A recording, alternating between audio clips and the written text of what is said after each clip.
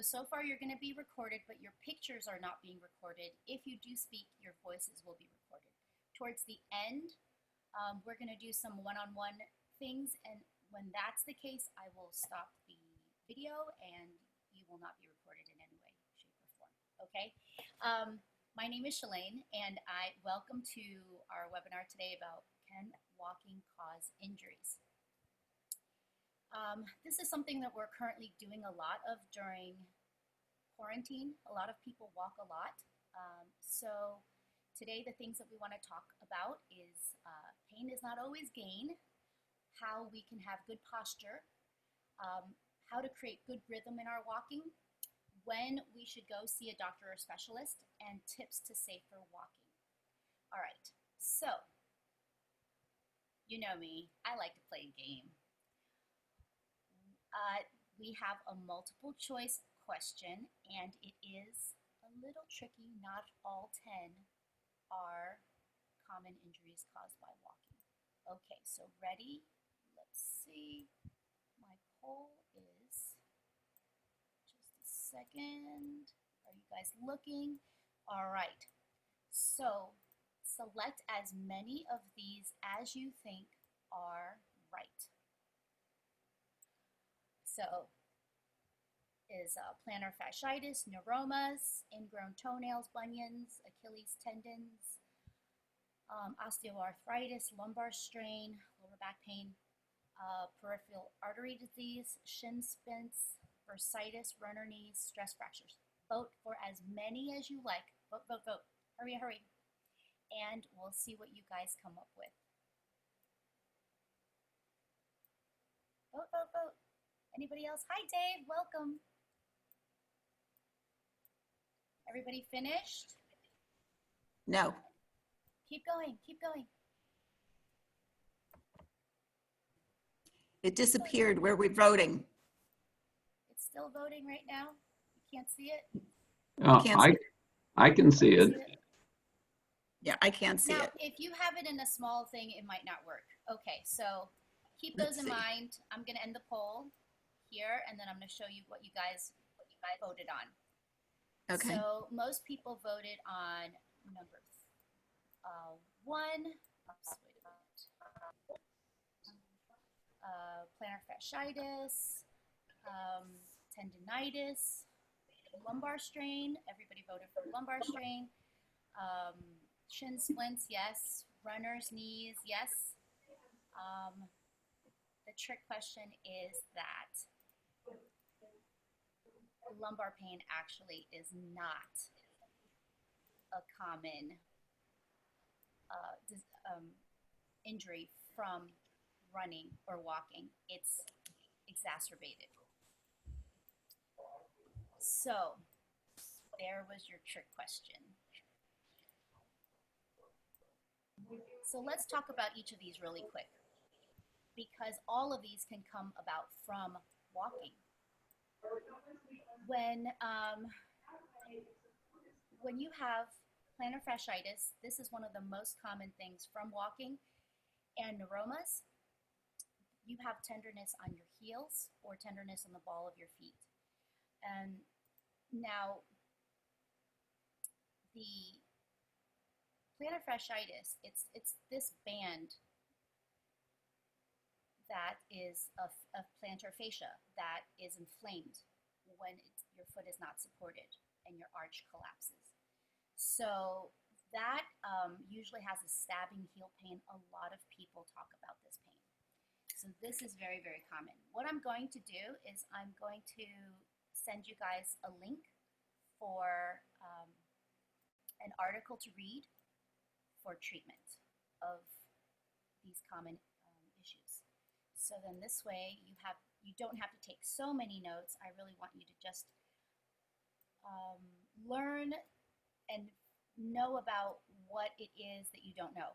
Does that make any sense? Like sometimes we're not aware that this could happen to us from running, and you don't know that we should treat it. So, okay. Now, neuroma is the opposite. Instead of the heel, it's in the ball of your foot, or it's in between your toes. And there's two different ones. One is the neuroma, which tends to be kind of like a marble in your under the bottom of your foot. You feel this like marble or pain under the or stone in your foot, like underneath the toes of your foot. And I've actually had that happen to me. And the Norton's neuroma is a thickening of the tissue that surrounds the nerve on the ball of your foot. So that is nerve-based. And for me, that was a lot of people feel that tingling or numbness in your toes, and that's a really good indicator that it's a neuroma.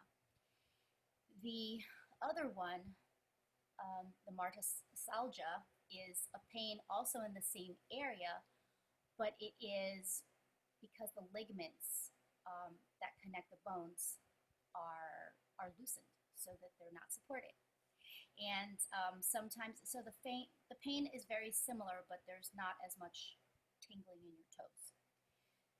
Now, older people, overweight people, runners, they are at risk for developing this, because what happens is, for me, I really did a lot of research on this because it was very detrimental to me teaching, aerobics and group exercise. What happens is you have a little fat pad underneath your foot. So imagine this is your foot, and these are your toes. And if the sneakers that you usually wear make your toes go up. And what happens is this little fat pad that's underneath your foot, that would be right here, shifts. So it's now on the top, and it's not protecting the bottom of your feet.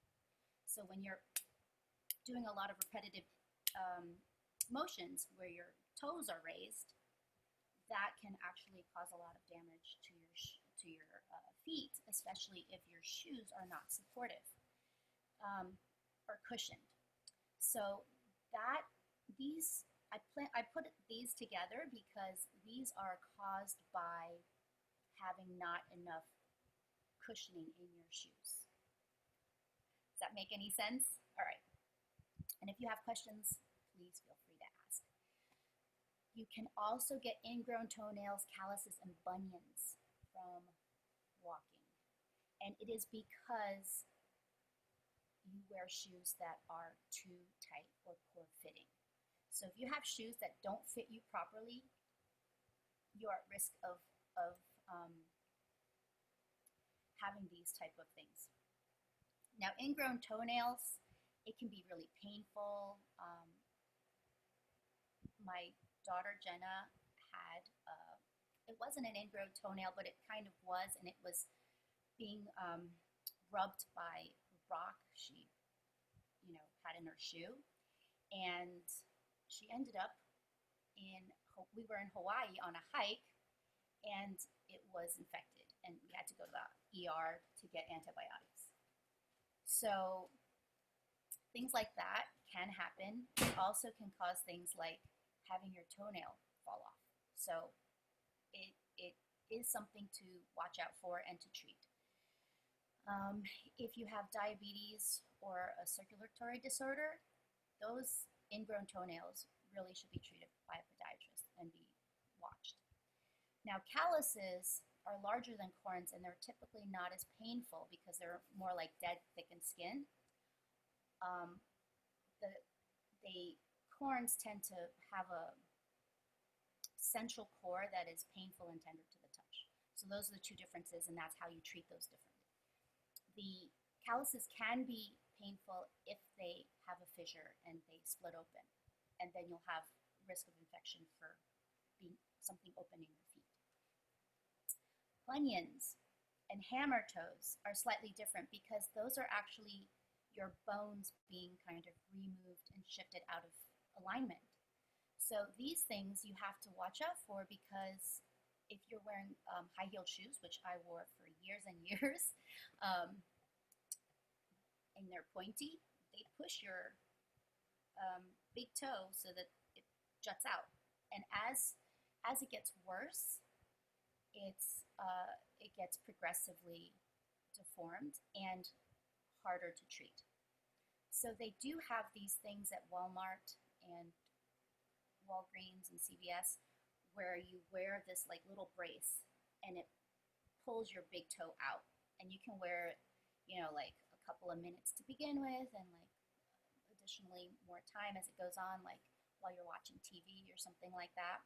And it'll just pull your big toe out and kind of push up against that bunion. So if it's not too bad, you can actually treat it at home without getting surgery. And then of course, you know, surgery is a resort, but then they're shaving off the bone and doing all sorts of stuff. Hammer toes is kind of similar to that, but you know, like if your toe is taller and your shoes are flat, it's, guess what? It's pushing that toe down, right? So the second, third, fourth toe is bent sometimes depending on how your feet are shaped. So that could happen. It also can be a result of a medical condition like arthritis. So it can also happen for other things.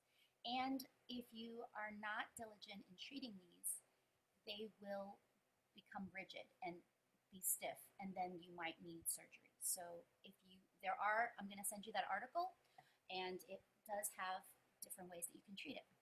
Okay. Tendonitis and osteoarthritis, they're not really the same thing, but I kind of put them all together because it is inflammations. The one is a tendon, so that's why it's a tendonitis or tendonitis or tendinitis. Either way is okay. It is this tissue that connects a muscle to your bone, whereas ligaments connect bone to bone. So when you do pull these and they get same repetitive motion, they'll get irritated and inflamed, and then at the really bad part, they can get torn. So Achilles is a really popular one that happens to a lot of people. Does anybody have Achilles issues? Anyone? So it's actually the largest tendon and in the human body. Useless fact. But when it's stretched beyond capacity, it can often easily tear. So this happens a lot after landing of a jump, abrupt pivoting, or trying to pick up your speed and really pushing off with your feet. So it's whenever you like really push past your heel and you stretch that too much. So now the telltale sign of a rupture is the inability to bend your foot downward or push off the injured foot when you try to walk. This can also happen if you have flat feet, if one leg is shorter than the other leg, if you have really tight calf muscles, which we all do. So this is why we try to stretch our calves before we walk. If you're wearing the wrong type of shoes, and also if you walk too much and really overdo it without any sort of preparation. So, yes? Anyone? Shailene, could you turn up?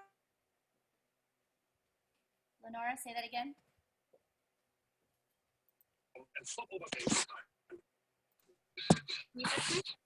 Shailene, could you, Is my mic could you too turn low? up the volume a little bit? Okay, yes. You know what? My mic was on too low. Is that better? Awesome. All right. Please tell me. Tell me. Tell me. Phone and now okay. Okay. So osteoarthritis is a degenerative disease that causes. Yesterday, members Lenore, of I'm a going to mute you for a nurses second. union laid pairs of shoes on the U.S. Capitol lawn. Each pair represents a colleague who died while treating. Lenora, can you mute yourself? Okay, great. Thank you so much. Sorry. Hi, Susie, by the way. Okay, so osteoarthritis is causing the bones to rub against each other. So when you have cartilage, it protects, it's like a little buffer, like a little cushion in between your bones. And when you do a lot of repetitive motion, especially in ways that the bones are not meant to go, then it wears it down much faster. So if you twist your ankles, or if you bend your knees and you twist your knees, then that can rub your bones together. So that's when you hear little cracking sounds in your bones when you move. So that's one of those signs that, yeah, right, that is something that is developing. So it happens on weight-bearing joints, such as the spine, your knees, your hips, and your toes, although some people, like me, get it in their fingers. So when you have those two things, you want to take a break and start back up slowly. It doesn't mean stop exercising. It just means you really need to give your body time to rest and let those heal. Now, like tendons take a long time to heal because it's not getting as much blood as muscles. So muscles heal much faster, right? So when we get sore muscles from exercising, it'll last for a day, and then after a day it'll be fine. But if you hurt your tendons or a joint, it'll take much, much longer. Okay. Let's see. The next one is the one that we were all thinking would happen because of walking, but actually it is, walking doesn't actually cause lower back pain, but most people have an existing injury that causes that pain to spiral out of control. So then you notice it more. So that's why people are like, oh, I get lower back pain when I walk. It's one of those like little spiroscopes, like you take a little weight and you swing it on the top, and then the thing on the bottom gets worse. So your spine, your lower back is in the middle. That's your core. That supports your core. So your core is your whole entire front and your back, not just your abs, but also your lower back. And there's muscles all around it. And your spine is in the middle being moved around, right? So when the muscles around your body, around the core, are weak, it can cause your core to be weak and to be out of control. So when you have things such as arthritis or inflammation around the nerves, you can also get pain around that region. You can also have things like, so the lumbar spine is L, right? And it has 5 vertebrae, so it starts 1 through 5. They also have little soft discs that we were talking about for cushion. Sometimes the discs bulge out or the discs get worn out, and when that happens, you can get pinched nerves. And that will travel down to your legs. So that's a lot of people gets lumbar spinal stenosis or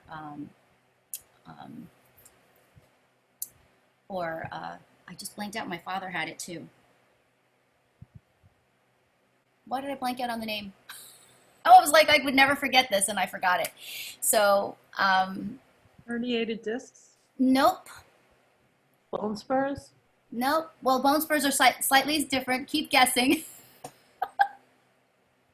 Oh my goodness, sciatica. I can't believe I forgot this. So my dad suffered from really bad sciatica. And depending on where your nerves are pinched, it'll affect different pain in your legs. So he had really bad sciatica, and it would radiate down past his butt into his inner leg. And so that was L4, L5, S1, S2.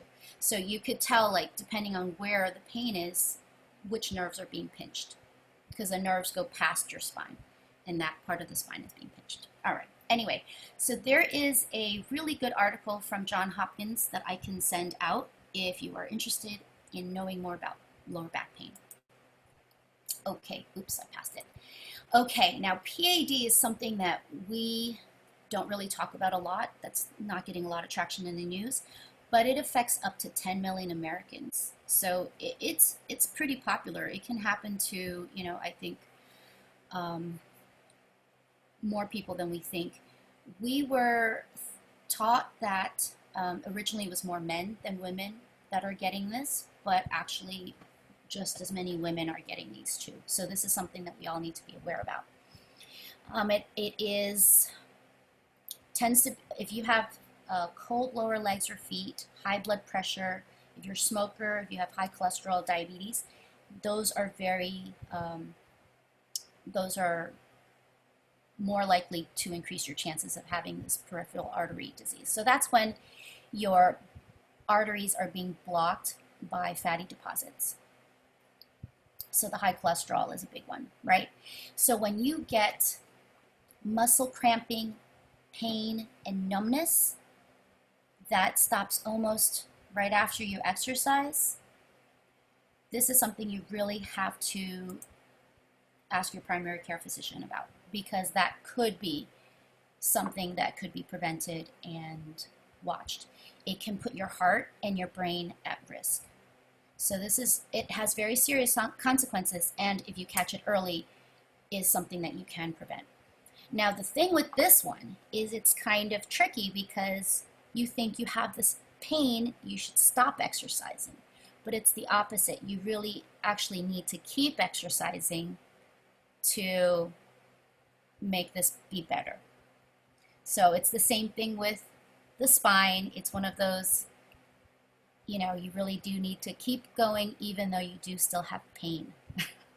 So it's a little counterintuitive, but there you have it. If you do get this intense muscle pain and cramping and numbness, then that is something that you should check. Now, if you have numbness not numbness, but like pain and soreness in your muscles when you are exercising, it's going to be a consistent pain for a day. It's not going to stop immediately after you stop exercising. So that's what to watch out for. So if you have like a soreness, it happens if you overwork a muscle, and that's kind of good because that's, ripping the fibers apart and then building them back together stronger. But if, again, that's something that we really need to be aware of that we don't. So there's a really good article from Harvard that talks about that. Shin splints. Now, all of the talking points that I have in a Word document, so you guys can keep them after the seminar if you wanted to download them. It helps you. It doesn't have my anecdotes, but it has most of my talking points. Let's see. So, shin splints and bursitis, two different things, I know, but they both are sore. So this is what I was trying to, if you have soreness in the front of your legs, like right here, it is your anterior tibialis. So when we are in classes, when you take classes with me, you see me do a lot of walk forwards and walk backs, because the walk back actually works out the anterior tibialis and the posterior tibialis. The other thing that we do for senior weight classes a lot of times is we do toe lifts, and that one is for that reason as well. So if you see the old person that like bends over and shuffles, right? That person's cannot lift up their toes. So this muscle right here, this anterior tibialis muscle, allows for the bending up of your foot. So if you can't pick up your foot, it's because this muscle is too weak and your calf muscles are too tight. So then that will make you shuffle. And guess what? If you shuffle, you're more likely to have your head forward and fall. So falling is a really big risk of walking that we need to consider. Bursitis are kind of like soreness on the hips, and so these little bursa, these little fluid sacs get inflamed from repetitive stress, and and it can happen from a lot of injury, infection, leg length discrepancy is a big one, and knee placement and ankle placement is another big one. So I'll talk about that really shortly. Okay, runner's knee. The common symptoms are like pain as soon as your foot hits the ground. Your kneecap hurts. So you have your pain in your patella. When people say that to you, it's actually a, a pain right in your kneecap. Oops, I didn't actually write that one down. Okay, so that one, you have to make sure you stop and rest those, and you try to keep your knees behind your toes, and we'll talk about that as well. Stress fractures, last one.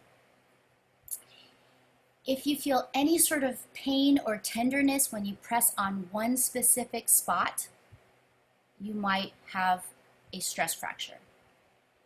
They happen anywhere from in your foot, your knee, but most likely it happens in your lower leg.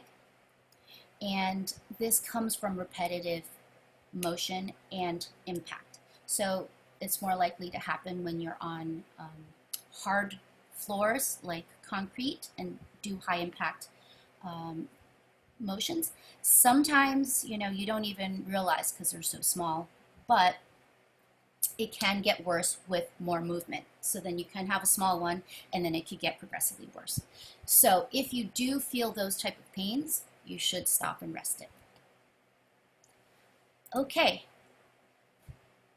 Now that we know about all of these injuries, how do we prevent some of them, right? The kinetic chain is your posture. It's actually the base of where your body can generate and accept force. So let's do an exercise. We'll all stand up, except for me, because I have to see all of you. And we'll talk about posture. Okay, so stand up where I can see you. Good, good, good, good. All right. First thing we want to do is we want to make sure that we don't have any tilt. So let's turn to the side and give me a Beyonce. So stick out the tush. Stick out the tush like you're Beyonce. Like you're this person. Stick it out. Stick out your chest and stick out your tush like you're Kim Kardashian. There you go. All right. Now tuck in your hips like your Urkel. Tuck in your hips like your Urkel. Good. Now release. When you release, that is your neutral spine. Okay? So that is kind of where you need to be. And if you need to readjust, squeeze it in, push it out, squeeze it in, push it out, and then relax. And that should be your neutral spine. Good. You guys all look good. Now, these are, if you guys want to take a look, these are common side issues. If you're swaying too far back, if you're staying too far forward, if your shoulders are humped, if your head is forward. So those are all different kinds of issues that you can look at. Now, what you can do is when you're at home, ask somebody to take a picture of you standing from your side, from your front, and from your back. And that will help you gauge if you are off. Okay? All right. I'm not going to go into this very excessively, but if you're looking at yourself straight on, you want to look to make sure that your shoulders are straight and that your hips are straight and that your legs are straight. Now, do not lock your knees when you do this. So if you see any sort of tilt, this is why ballerinas wear that little belt during practice, because then the instructor can see if their hips are off. Now, what happens, this is a very common thing that you see everywhere. People put their knees in. So people, when they sit down, their knees go in. When they lean over, their knees go in one direction. And when they squat, or bend in any ways, this is very dangerous. And this is a very common distortion of your knees. It's called knock knees. It leads to things like flat feet, or is caused by things like fat feet. And it causes all sorts of muscle inadequacies, which we're not going to talk about. But basically what happens is, if you think about it, if you're standing up, right, turn one knee in. Do you feel pressure on the inside of that knee? Yes, right? So you'll have meniscus pain, you'll have bursitis, and you'll have ankle pain if you keep doing that and do that when you're walking. Yes? Does that make sense? Yes, right? Good. The other thing that's a problem is lower cross syndrome. So it's not as big of a problem, but it does happen. So basically what happens is it happens to a lot of men, or pregnant women,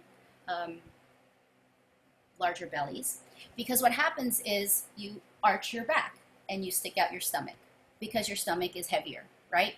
So what happens with this is your abs are very, very weak, your glutes are very, very weak, you have really, really tight lower back, and you have really, really tight hip flexors.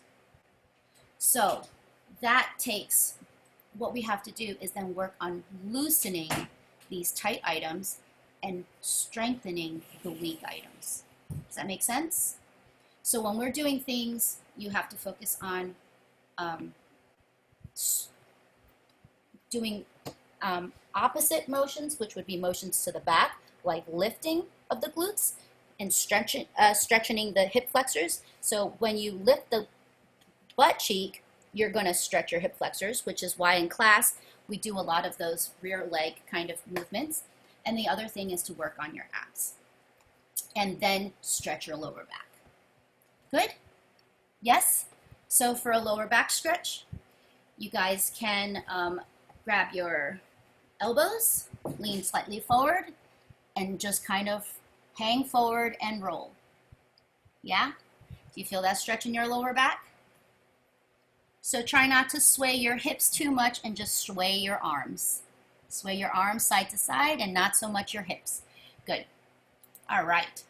The other thing that we can talk about with posture, if you're walking, that can cause a lot of problems is texting or putting your head down. Now my mom does this, and when we were in Taiwan, she was looking at the floor because my mom always looks for money. And one time she found $100 bills. So, you know, it was great. But now that she's older, it makes her fall. We were walking just like on the street, and all of a sudden she went head over and flipped up and her shoe went flying. It was so dangerous. I was so worried for her, and I kept on telling her, Mom, you can't look at the floor. You have to look head up and straight and kind of see everything at once. So when you're looking in the front, you're looking for dangers in the road, but with your head raised, not straight down. Because we talk about this in the senior fit class, right? If you're holding something heavy, it does, like if you have something heavy, right? Your head weighs as much as a bowling ball, 8 to 14 pounds. So if you're holding the bowling ball and it's going in one direction, even with something as small as this candle, if it goes in one direction, my body wants to go in that same direction. So if you ever see yourself falling, you are falling to one side, swirl your head to the other side, and it'll bring you back up.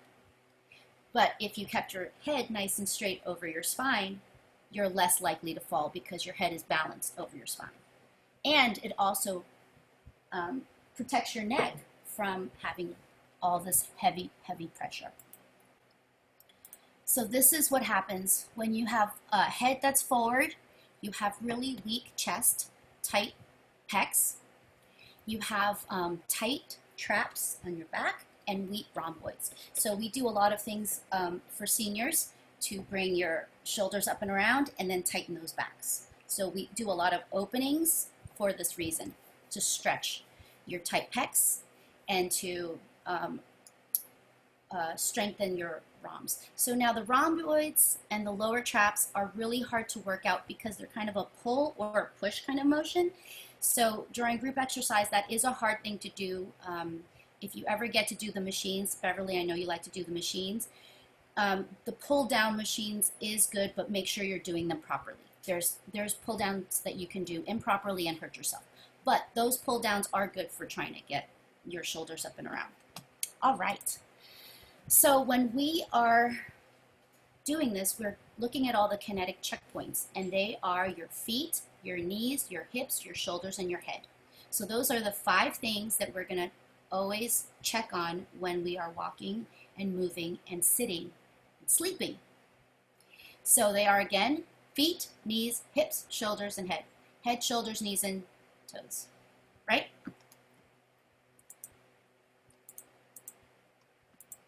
All right, so we want our spine to be neutral, our shoulders to be back and down. We want to engage the core, so everybody do this. Engage the core, suck in like your belly button, like you're putting them towards the back of your spine. Don't forget to breathe. Don't just suck it in and hold it, but make sure you draw in your belly button to your spine. Soften your knees so that they're not overextended, and make sure they're in line with your second and third toe. Yeah? And that your feet are pointed straight ahead. So if your feet are now pointed in a different direction, point your foot in one direction, besides that, point it out, all of a sudden you are off balance. You see that how your weight has shifted? Yeah? So then this is why when we do exercises, I always tell people to put their feet forward and their knees in the same direction, because it's really important. And as we age, when we need to turn, no quick turning, twisty turnies, yeah? We want to literally walk our feet and our knees all the way around to whatever direction that we're going, and that'll be a little safer. Okay. Bring your pillow. What happened to your pillow? Everybody got their pillow? Now think about how you sleep. Do you sleep on your back, on your side, in a fetal position, or on your stomach? That can really affect your spine. I know we talked about sleep last week, and this came from last week's thing, but I didn't use it, so I stuck it in this one because I knew we were going to talk about our posture and our spine. So if you think about it, if you sleep on your side and your pillow is very, very thin, guess what? Your head's going to be all twisted, right? So you want to make sure that your spine is going to be nice and long and kept neutral, like that in between the Urkel and the Beyonce. So you want to make sure that from your head through to your feet, you're going to have a nice neutral spine. So it's slightly curved in multiple places, but not excessively curved like this fetal position. Now, when you're sleeping on your stomach, it actually is very bad for you because it's twisting your neck all the way up. So it can put a lot of pressure on your joints and your muscles. Just letting you know. Okay. Now we talked about posture. Let's talk about your gait. The kinetic is basically forces along your body. So we talked about that with the kinetic chain, right? So this is actually just the motion of your body. And then you can talk about the space and time. All right, now bring out your sneakers. Or your dress shoes. Good. Everybody got you got this on your foot? Okay, so let's look at the bottom of our sneakers.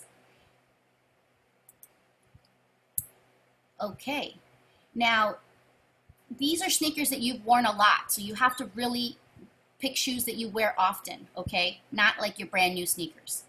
Because this, if you haven't, shoe wear patterns can really help you determine if you need special things. Okay, now if you have a wear on the top and wear on the heel, you're actually doing okay. That actually is normal. This is where you're supposed to have wear when you walk. So the heel on this shoe shows 350 miles, and this is the same shoe with 100 miles. So at 350 miles, you see the sole starting to go.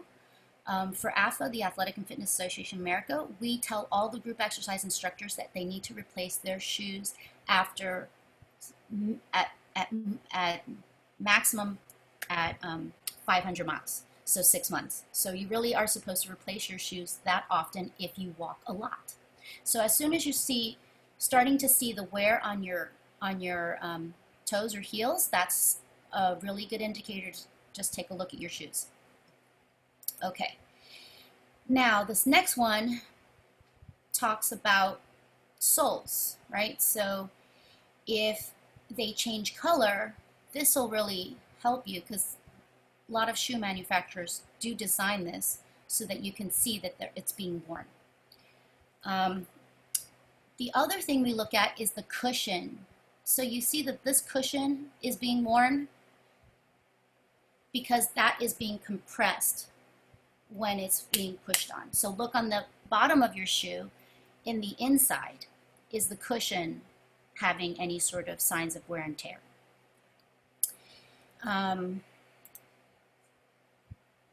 The other thing is, yeah, this one is about 350 miles, which is 770,000 steps approximately. This one's a little harder to inspect, but if you see little wrinkles in there, that's pretty much a good indication. The other indication of checking for cushioning is on the exterior soles, if you see little cracks along here. So that for me is usually where I see the most signs of wear and tear.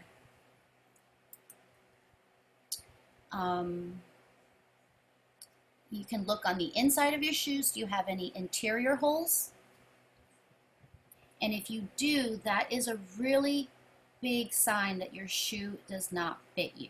So you either need bigger shoes in that area because your feet naturally swell as you're walking because the blood's going to it. So when you're trying on shoes and buying shoes, do it in the afternoon when your feet are the largest, because that's when your feet are largest. So check to make sure if you have any wear and tear in your shoes, that is a sign that your foot or your sock is rubbing against that area, and that's where you can get bunions and stuff. Good job, Dave. He's very industriously checking. I love it. Love it, love it, love it. Okay. And then obviously, if you have any holes in the front of your shoe or around the ankle cuff, it's from friction, and you really do need to replace your shoes when you see holes. All right. Now, the other thing is a lot of times people want to wash their dirty shoes, but soap and heat break down the glue. So if you do have to wash them, just wash them by hand and let them air dry with the mild soap. And think about it, because if you put them in the dryer, they will shorten the lifespan of your shoe. The other thing that you can do to increase the lifespan of your shoe is to buy a shoe that's half a size larger and put in an insole. So insoles can be very expensive. I mean, I've bought insoles for $20 each, for a pair, and then if you do an orthotic one, it could be even more. But if you do a lot of walking, that might be, and you have plantar fasciitis or any of those other kind of issues, that might be a good investment to make. All right, now we're going to talk about rhythm. So the gait cycle is your foot, when it first hits the ground, goes all the way back and then hits it again. So it is this whole movement of all the way across. And that would only be for one leg. So this would be the right leg gait cycle for one leg. And there is lots of videos if you wanted to learn more about it. But the reason we need to talk about gait is because if you have a smooth rhythm, so if you walk, listen to yourself walking.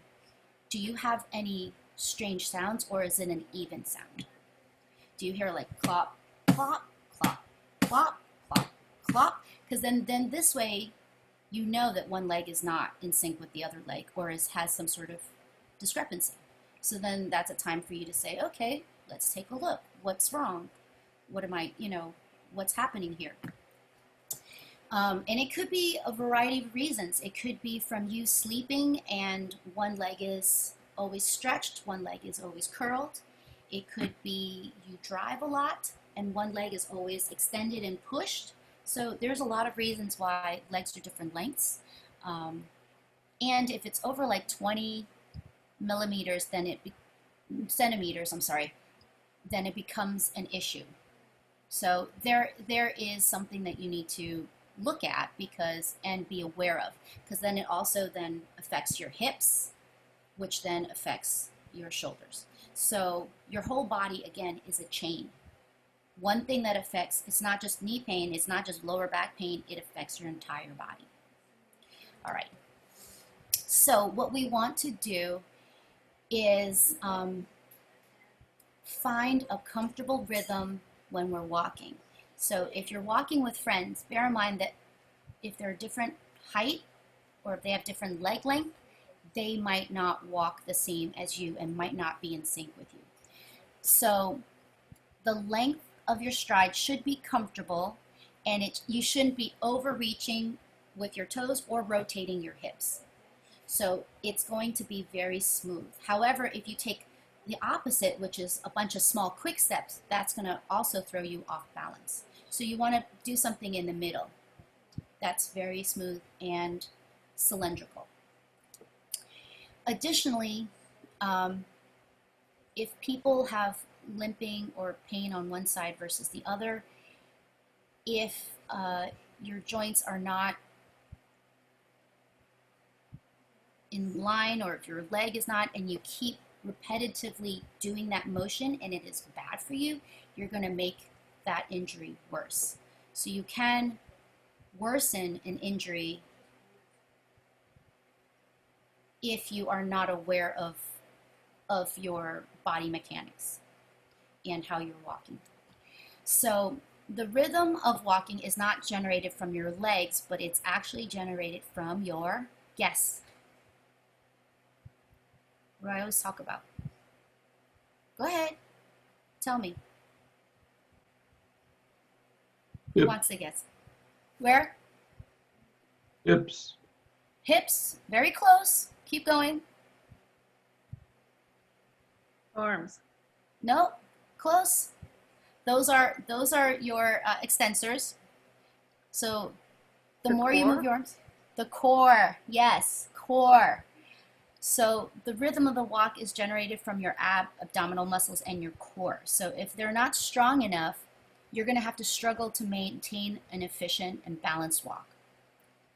So you want to really draw in your abs while you're walking instead of just being loosey-goosey and swinging your arms around. The other thing that you mentioned, who mentioned arms? Was that Bev? Oh, yeah.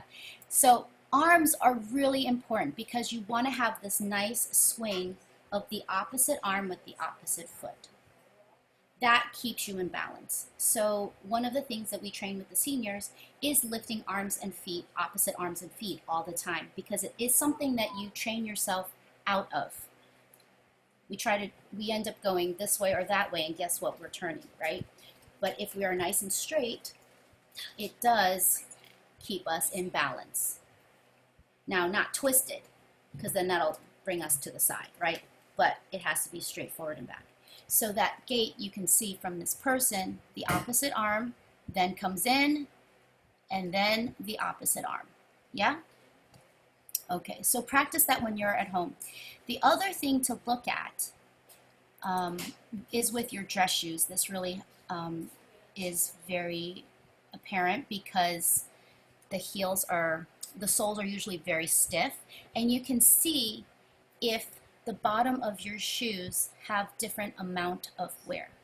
And that'll tell you if one leg is possibly taller or shorter than the other leg, and also if you do end up turning in or out your knees. So if you have any sort of, see, you have this short leg, all of a sudden your knees are off, this knee is going to go in, and then this hip is going to go in. Does that make sense? So then you'll end up having all sorts of pain down the road, and it is like a opposite kind of pain, like we were showing you in that one crooked leg earlier. So that is something to be aware of and do more research on and talk to your doctor about. Okay, I want to get this wrapped up. Of course, I started talking, and then I always end up finding all sorts of new things to talk about. So I'm not going to talk about walking abnormalities, but these are all different types of gaits that are not good for your body. Limping obviously is one, but waddling, stepping with your toes pointed down, dragging their feet, scissor gaits, scissor when they're like moving their knees slightly inward and their knees and thighs may cross or hit each other, or when they shuffle, right? So these are all ones, and I have another article for that, which is from Healthline in Stanford. It has a YouTube video for people with like Parkinson's disease and all sorts of other things that can happen. Now, if you're looking at running, the tread wear patterns are going to be different than the ones that I showed you. So they'll have different patterns if you're running versus if you're walking. Hi, Michelle. Okay, quickly. When to see a doctor? See a doctor immediately if you cannot put weight on your foot or walk, have severe pain or swelling, open wounds, diabetes, and you have wounds that aren't healing, signs of infection. So like in that case with my daughter, there was like a line of red coming up her leg. So those needs antibiotics. And also if your symptoms improve, but they're not gone after 1 to 2 weeks, you might also check with your doctor. Okay, and then if you have an injury, don't ignore it. Try the RICE, the rest, ice, compression of the nerve, and elevation above the heart. So when you get home, ice the injury for 10 minutes, and if after an hour, so I wouldn't ice it for too long because the inflammation is your body's response to tell you, hey, you did something you shouldn't have.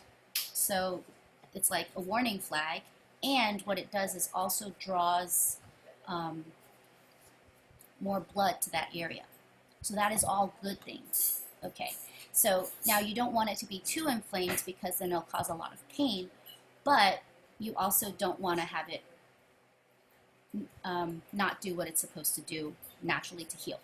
So you want to apply ice for 10 minutes, and then after 10 minutes, if you still have significant pain and swelling, if it hurts when you press on it, or if it's at a joint, you might want to go and check with your doctor, okay, or go to urgent care center.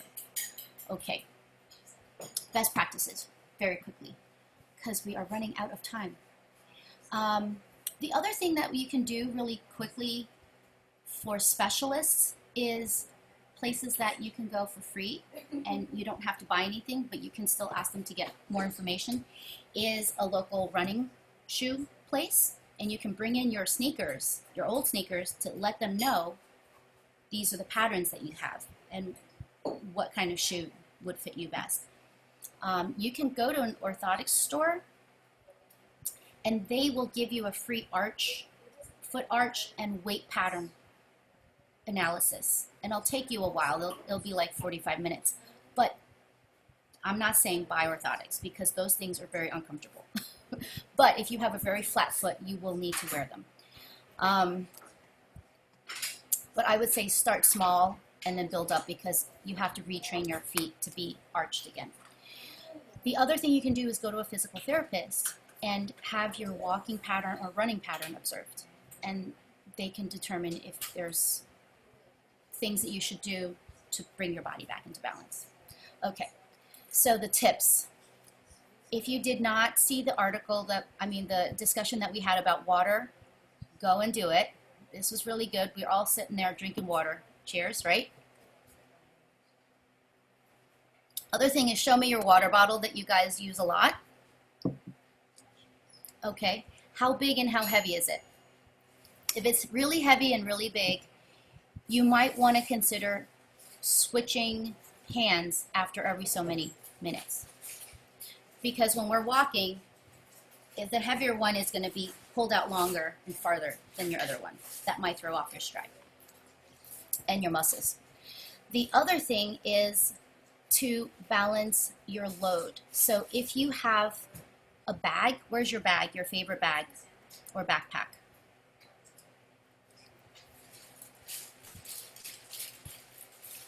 Good.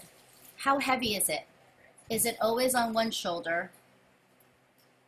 Think about putting it to your other shoulder, or think about putting on a backpack or roller bag. So if you're constantly carrying like, not school books, but like if you do a lot of work for something that requires heavy things to be carried around. Like for example, I go on conferences and I teach and I have my computer and my projector and a speaker and all sorts of stuff. I stopped carrying a backpack, even though it's more convenient, and I got to a roller because it was causing me all sorts of back issues and finger issues. All right, terrain. So concrete surfaces are very smooth to walk on, unless it's cracked, right? But Florida's pretty good, and you can get a really good rhythm, but it does cause more wear and tear damage from impact. So cushioning is very important. Now, if you walk on uneven surfaces such as woods or forests, you really have to be careful because it will throw you off balance. That being said, it's really hard to get that rhythm going, but it really will help you engage your core if you're careful and force you to maintain your balance. So that's balance training. Now, you have long and forgiving stretches like grass or wet sand. Those are probably really great for your joints and back, but you have to then watch out for hidden dangers like holes when they become uneven. Okay, time that you're walking. How much time that you're walking, you know, look at the heat in Florida. It's a big issue. Heat exhaustion is something that you have to really be aware of. And how long you're going to be walking. Make sure you bring enough water for that. The terrain and the time walking really leads you to footwear. How much you need to support your feet. So if you're going to walk out to your front yard or to the pool, you can wear your flip-flops. But if you're going to be doing height, you know, like walking around, the flip-flops are not giving you enough support and protection for your toes. So this is a big thing in Florida. Everybody wears flip-flops. You really do have to be aware that if you're going to be walking for a while, maybe pack other shoes and then switch into your flip-flops. So what's number 6? Always what? Engage your core. Say it with me. Engage your core. All right, good. Thank you.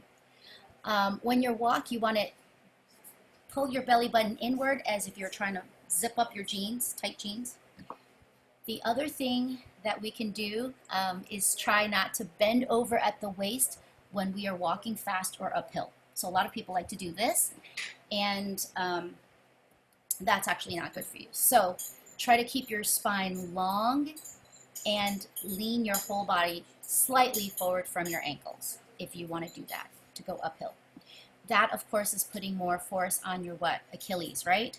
So we do have to be careful not to overstress those tendons. A thing that we can do to prevent schlumping that we didn't do earlier is to cross your arms in front of your waist and raise your arms like you're pulling on a shirt overhead. Grow tall, pull up, and then let them drop.